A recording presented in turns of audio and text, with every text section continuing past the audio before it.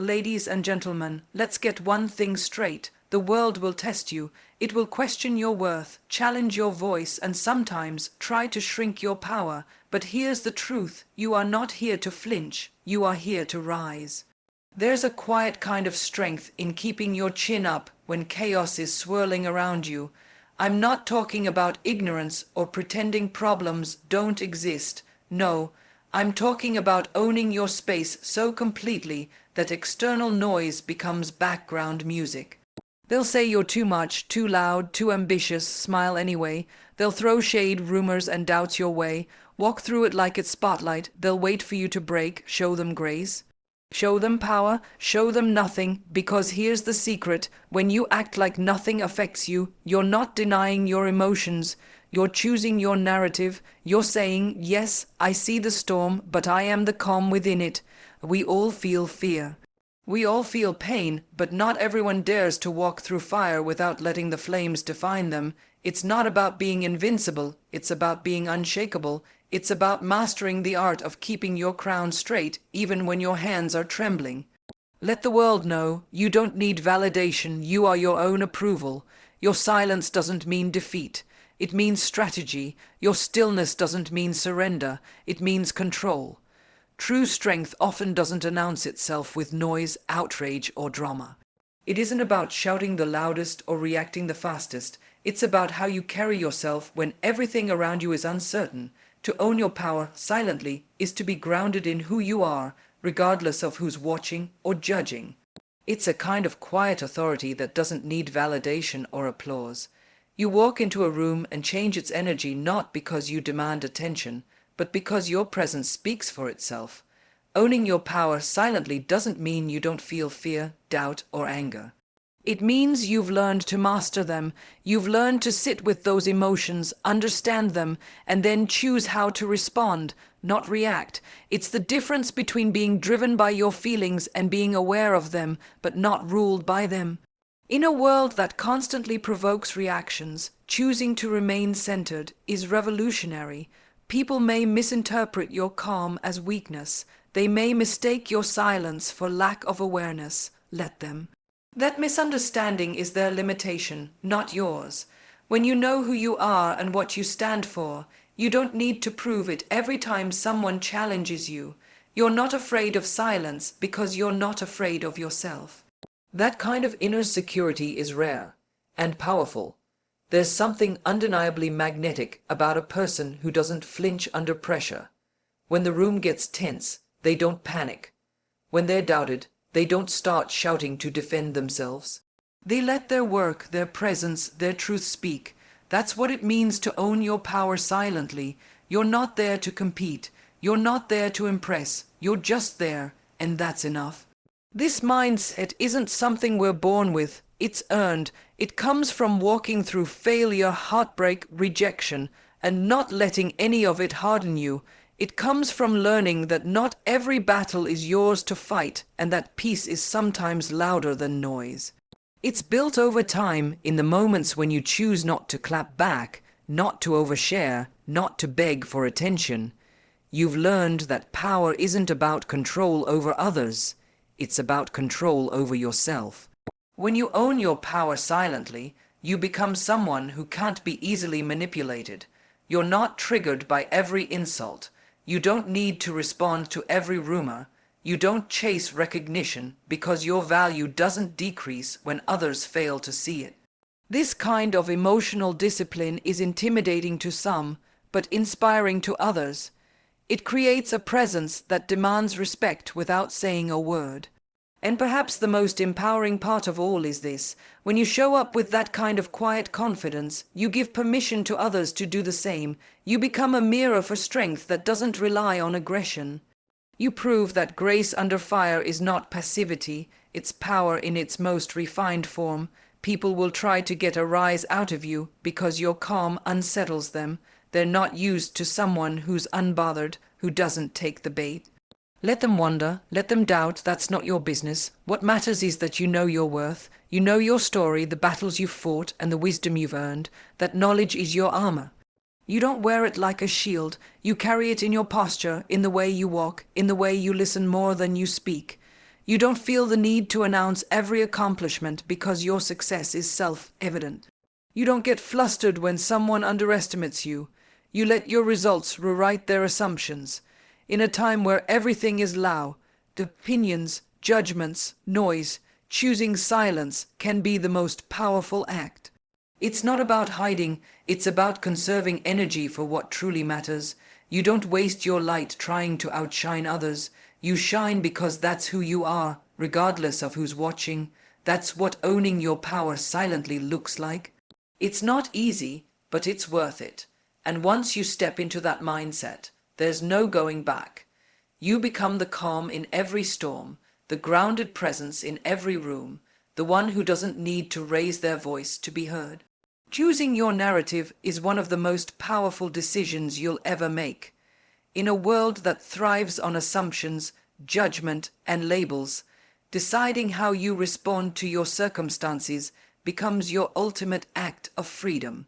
Control the narrative doesn't mean pretending everything is perfect or hiding your pain behind a mask.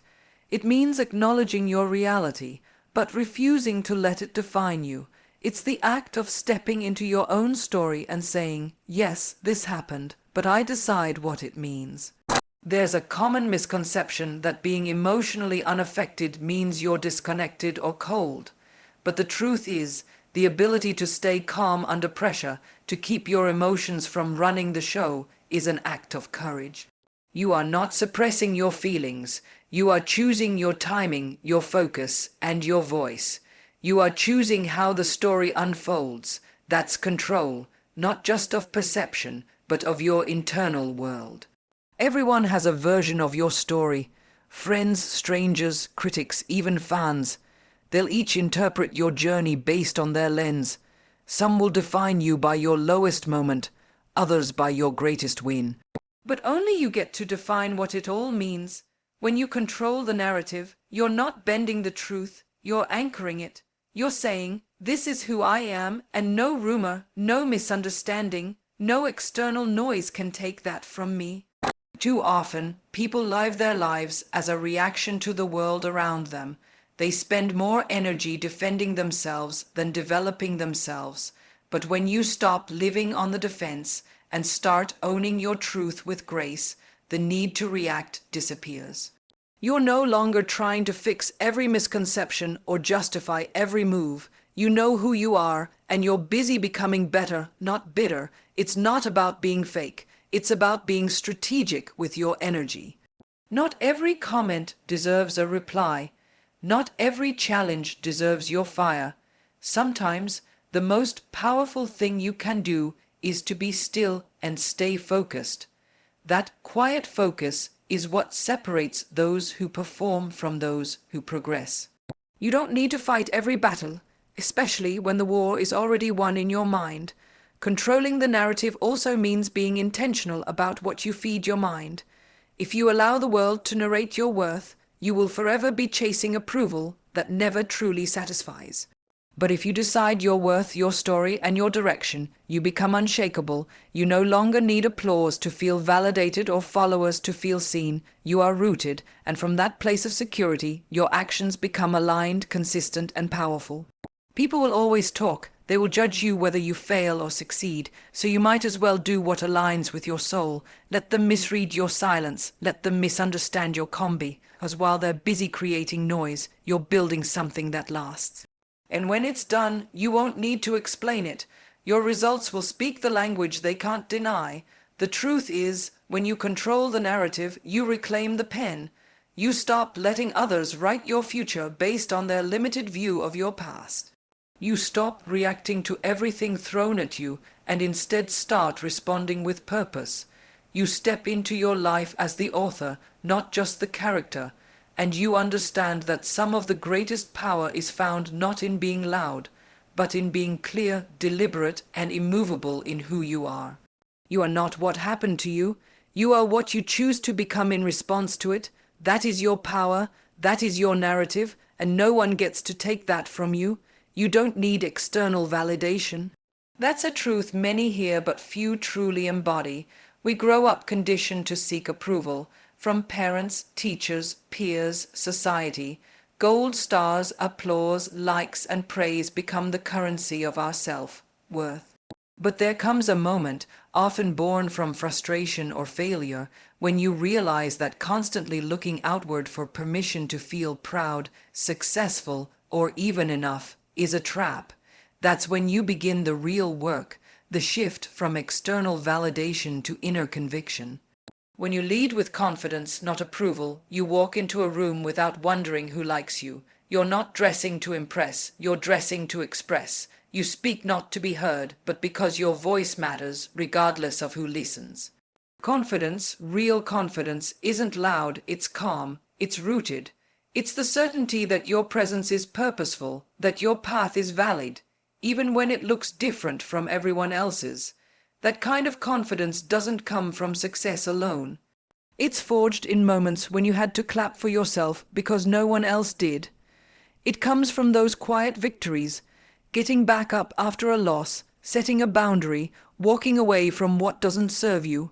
It comes from learning that the world doesn't always reward the right choices, but you make them anyway because they're right for you. When you're hooked on approval, you live a life shaped by expectations that aren't even yours. You say yes when you want to say no. You pursue paths that look good on paper but feel empty inside, and slowly you lose touch with your voice, your instincts, your creativity, your truth. But when you shift from approval, seeking to selfish assurance, you get your voice back. You make bold choices, not safe ones. You stop shrinking yourself to fit into rooms you were meant to expand. It's not arrogance, it's alignment, knowing what you bring to the table and not being afraid to eat alone if you have to. It's recognizing that not everyone will get you, and that's fine. You weren't made to be universally accepted. You were made to be authentically you. When you lead with confidence, you show up without needing to be the smartest, the prettiest, the most accomplished person in the room.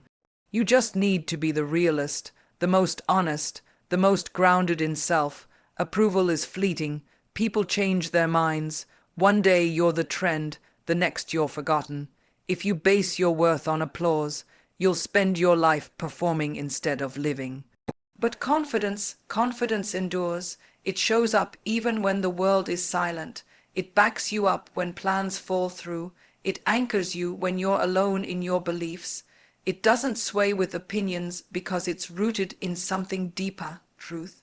When you stop needing validation, something incredible happens. You become free, free to take risks, free to fail, free to dream wildly without waiting for a green light. You stop asking, will they like this? And start asking, does this feel right? That shift changes everything. You begin to create, lead, love, and live from a place of authenticity, not anxiety. Confidence without the need for approval also builds resilience, because rejection doesn't hit the same when you're not desperate to be chosen. Criticism doesn't break you when you know it doesn't define you. You learn to take feedback without letting it erode your core. You become open to growth but closed to manipulation. That balance is power.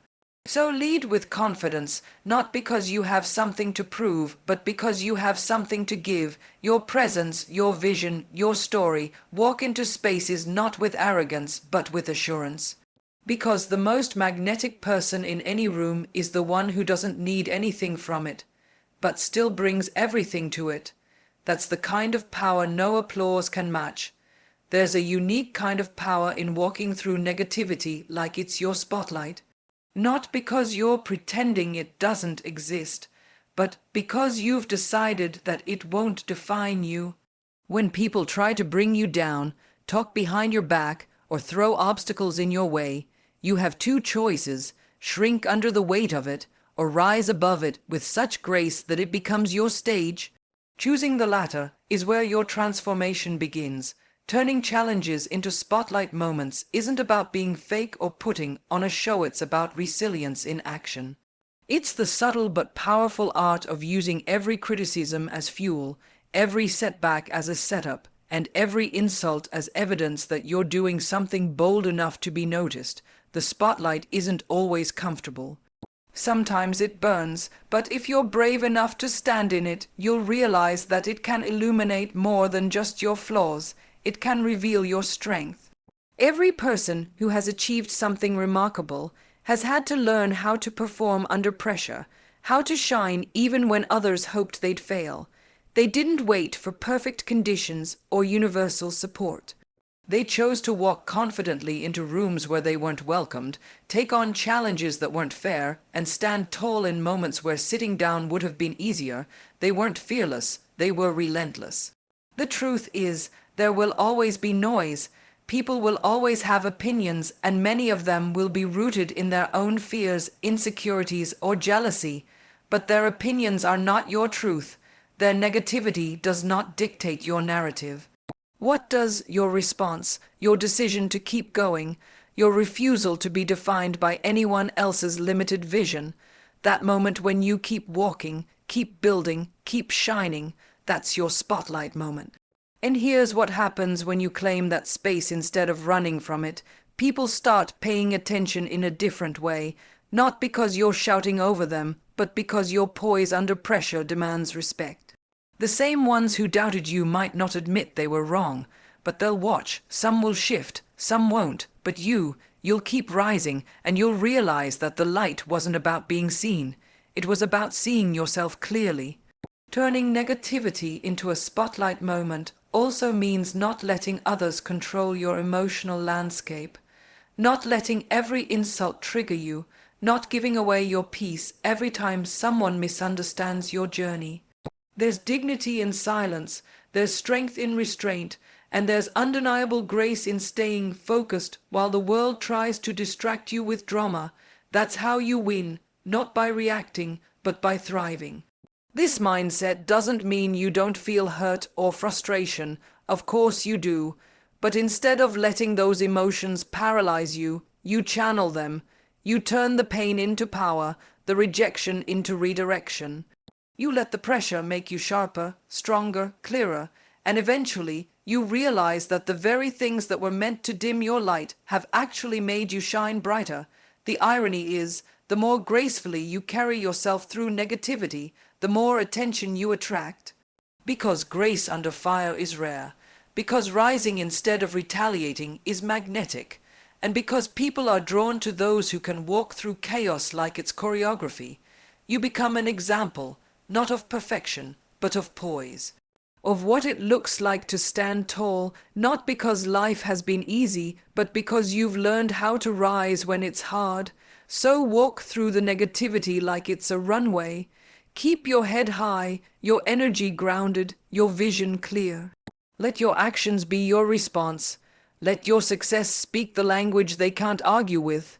The next time someone underestimates you, let that be your cue to elevate, not for revenge, but for yourself. Because you deserve to live fully in your light, no matter how others try to shade it. That's how you turn challenges into spotlight moments. You don't wait for permission, you are the moment. Staying calm in the storm is not about pretending the storm doesn't exist. It's about understanding that chaos outside doesn't have to become chaos within. It's about knowing that in the middle of pressure, doubt, and unpredictability, you still have control over one thing, yourself. That kind of inner calm is not passive. It's power, it's presence, it's leadership without shouting, clarity without force, and confidence without aggression. We all face storms, disappointments, failures, betrayals, moments when the ground feels like it's shifting beneath our feet. But the way we respond to those moments defines not just how others see us, but how we see ourselves. There's something deeply grounding about being the person who doesn't panic when things go wrong. Not because you're numb or naive, but because you've learned how to center yourself. You've learned that reacting emotionally to everything only multiplies the chaos, so you choose stillness. You choose to observe before you respond. You choose strength over spectacle. When the world is loud, the one who remains calm becomes magnetic. That calm becomes a beacon. People begin to trust your presence, not because you always have the answers, but because your energy doesn't waver with every change. You become the steady hand in the room, the calm voice on the call, the grounded one when plans fall apart. That's not just leadership, it's emotional mastery, but calm doesn't mean detached. It doesn't mean you're not feeling anything. It means you've done the inner work. You've learned to regulate your emotions instead of being ruled by them. You've built rituals around reflection. You've trained your mind to breathe before it breaks. And because of that, your presence feels like stability, not just to others, but most importantly to yourself. When you are calm in the storm, you make better decisions. You don't rush into panic moves. You don't say things you'll regret just to be heard. You understand the power of patience, the wisdom in silence, and the impact of timing. Sometimes the greatest strength is restraint, the ability to wait, to watch, and to strike only when the moment is right. That's the discipline calm gives you. This calmness doesn't appear overnight. It's cultivated, it's earned, it's practiced in everyday frustrations. When you miss the deadline, when someone speaks to you with disrespect, when plans don't go as expected. In those moments, you either feed the storm or learn to quiet it. You learn to ask yourself, is this worth my energy? Will this matter a year from now? What is my most powerful response, not my most emotional one? These questions don't make you less human. They make you intentional. The world expects you to crack. Some people want to see you lose control. Why? Because your calm exposes their chaos. Your ability to remain focused when they're trying to provoke you becomes a mirror to their instability. That's why staying calm is not just a skill, it's a statement. It says, I refuse to give you power over my peace. There's a reason the eye of the storm is silent. There's a reason leaders are often the quietest voices in the room. Calm people don't fight for attention. They command it through presence. They walk into the storm with clarity and composure because they're not trying to avoid it. They've just learned not to let it consume them. Being calm in the storm is also about trust. Trust in yourself. Trust that you've prepared enough. Trust that you'll find a way. Trust that this challenge, like all the ones before it, is not the end of you. It's another lesson, another chapter, another test of your foundation. And even if the storm rages for a while, you know that the sky clears eventually. You've seen it before. You've survived before. So the next time everything around you feels like it's falling apart, don't match the chaos. Anchor yourself, take the breath, pause before the reaction. Remember who you are. Your calm is not weakness. It's your shield, it's your power, and it might just be the one thing that gets you through the storm with not just survival, but style, strength, and grace. You don't need to prove anything to anyone. That truth alone can set you free. So many of us move through life wearing invisible armor, carrying the weight of expectations, constantly trying to measure up to someone else's idea of success, beauty, strength, or worth. We perform, compete, compare, often forgetting why we even started. The need to prove yourself is a heavy burden. It keeps you trapped in a cycle of overexertion, constantly chasing external milestones, hoping one day the world will say, now you're enough. But the truth is, you already are. There's nothing wrong with ambition. There's nothing wrong with working hard, dreaming big, or pushing yourself to grow. But the moment your effort becomes about proving your value to others, you've lost touch with your power. Because real confidence doesn't need confirmation. It simply is. You get to a place where you know your worth not because someone told you, but because you've lived, you've tried, you've failed, you've risen, and you've come to understand the strength that's built in silence. You don't need to prove you're smart enough, talented enough, beautiful enough, strong enough. Your journey is valid whether anyone claps or not. And when you stop chasing applause, you start moving from a deeper place, a place of authenticity. You begin to make decisions based on what feels aligned with your truth, not what looks impressive to the outside world. That's when life becomes lighter, more intentional, and deeply fulfilling. Every time you try to prove yourself to someone, you give away a little piece of your power. You let their opinion dictate your direction. But when you step back and realize that you are the author of your own life, you stop asking for permission to be great. You stop needing validation for every move. You stop explaining your dreams to people who aren't meant to understand them, And in that space, you find freedom. There will always be people who doubt you, people who overlook you, underestimate you, misunderstand you. Let them. It's not your job to change their minds. It's your job to keep going, to keep showing up for yourself, to keep honoring the vision that lives in your heart. The ones who get it will feel your energy. The ones who don't were never your audience to begin with. Let go of the need to impress. Let go of the urge to defend your path. Let go of the desire to be seen in a certain light. Focus instead on being real, on being consistent, on being present in your own journey. When you stop performing and start being, something beautiful happens. You attract people and opportunities that align with the real you, not the version you felt pressured to portray. This shift doesn't make you cold or careless. It makes you clear, clear about your time, your worth, your values. You begin to value your peace more than your popularity. You start choosing what nourishes your soul over what feeds your ego. You understand that proving yourself is often rooted in past pain, moments where you felt unseen, unheard, or not good enough. But healing means saying, I no longer need to prove my worth because I know it. When you live from this place of certainty, you become unstoppable, not because you're always the best in the room, but because you're no longer trying to be. You're just being you, fully, boldly, unapologetically.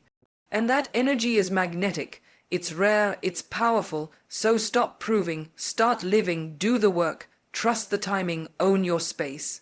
And know this, the loudest statement you'll ever make is the quiet confidence of someone who's no longer trying to convince the world, just committed to becoming the best version of themselves.